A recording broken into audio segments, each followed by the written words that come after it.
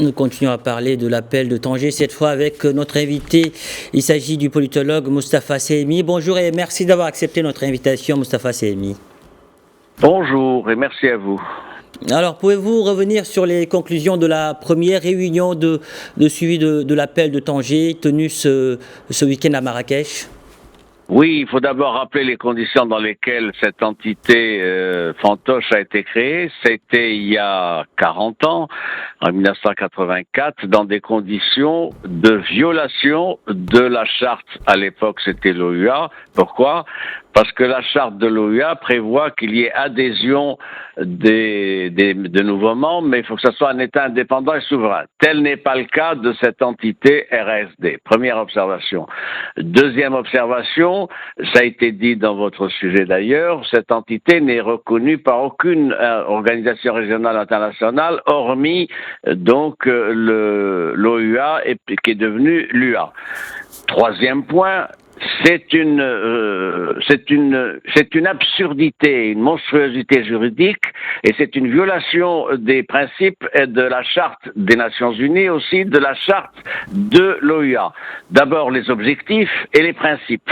Les objectifs, c'est la coexistence pacifique, et un certain nombre d'autres principes, et il y a également le fait qu'il faut une politique de non-ingérence d'un État membre dans les affaires intérieures d'un autre État membre et une coexistence pacifique. Tout ça n'est pas respecté par cette entité de la RSD. J'ajoute encore que les motifs d'expulsion ou de suspension de cette RASD, avec guillemets, sont liés au moins à deux faits cumulatifs. Le premier fait, c'est que cette entité n'a pas de base territoriale, elle n'a pas les attributs de souveraineté reconnus par le droit international, c'est-à-dire un territoire, une population, un pouvoir effectif.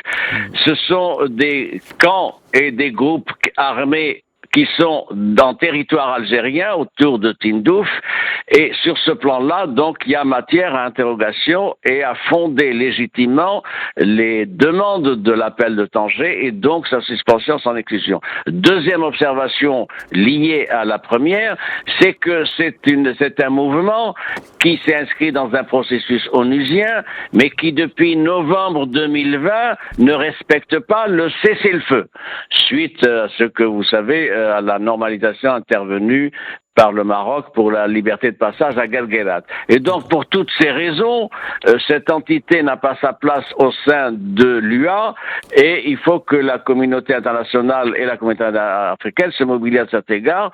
Je vous rappelle qu'il est question depuis des années de la suspension de l'exclusion. Il y a une maturation qui se fait au sein du continent, testée par l'appel de Tanger signé par pas moins de 18 pays, représentés par d'anciens premiers ministres, etc. Justement, concernant cet appel de Tanger, il y a eu de nouveaux signataires tels que la Gambie, Madagascar et Lesotho. Quel message retenir ? C'est un message de mobilisation maintenant de la communauté africaine.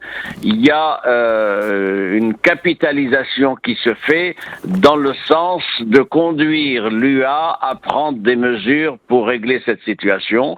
Soit l'exclusion, c'est un vote à la majorité des 2/3, soit encore là une autre mesure moyenne, ça serait la suspension, laquelle suspension ne demande qu'un vote à la majorité des 2 simples. Or, selon le pointage que l'on a, le Maroc a aujourd'hui cette majorité des 2/3 pour demander à l'Union africaine de prendre ses responsabilités. Et qu'en est-il des prochaines étapes pour les signataires de cet appel ? Les prochaines étapes, c'est la réunion du sommet de l'UA qui va être saisie de cette question-là. Et nul doute qu'il y a là une maturation qui est en train de se faire avec davantage de sensibilisation. Et il faudra bien que l'Union africaine assume des décisions qui sont des décisions conformes aux objectifs et principes de la charte et aux principes du droit international et en même temps aux principes de la charte des Nations Unies. Moustapha Sehmi, merci. Merci pour toutes ces précisions. Je rappelle que vous êtes politologue. Merci.